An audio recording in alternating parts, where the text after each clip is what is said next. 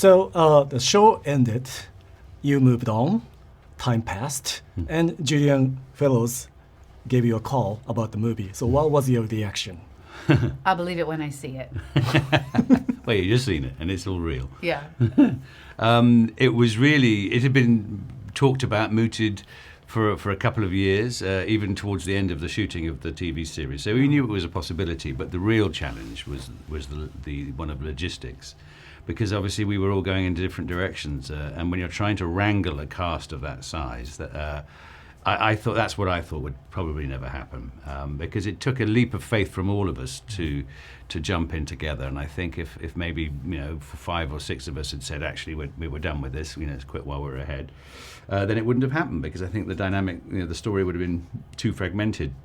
So it's a great credit to Julian Fellows, to Gareth Neame, our executive producer, for getting us all back together. But especially, actually, I think the fans, the audience worldwide, who has been so supportive and so sort of crying out for us to come back in some way, shape, or form.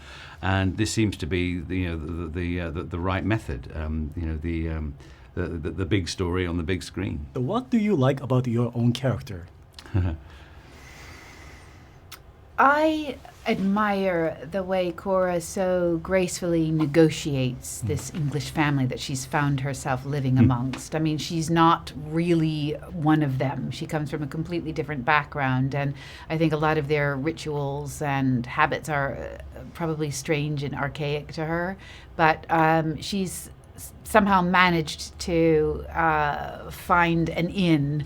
And she's learned how to work the system sort of under the radar, so that if she needs something to get done, she kind of knows who to talk to and how to do it. But it's in a very quiet, below the surface sort of manner, which can be very effective. I think the qualities of Robert that I admire is that.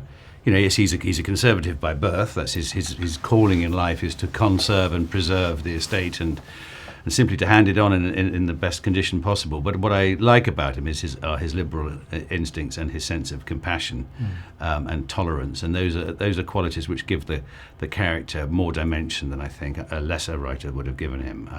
Often you see the landowner, the rich evil baron of the landscape, but in fact he's a man of if not great wisdom, but certainly great tolerance and understanding of human frailty. I like that. When you signed on in the beginning, so did you see this would be a success?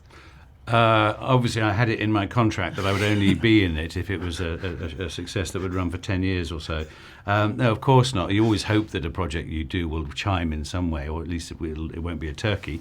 And sometimes they are turkeys, and you never quite know why. This has been an extraordinary success around the world, and we don't quite know why. But I think if you analyse it too much at your peril. But I loved reading the very first script. I cared about the characters, and I wanted to know what happened next. And I think that's what struck with audiences as well. Thank you very much, and I can't wait for the next one. We'll see. Thank you very Thank much. you.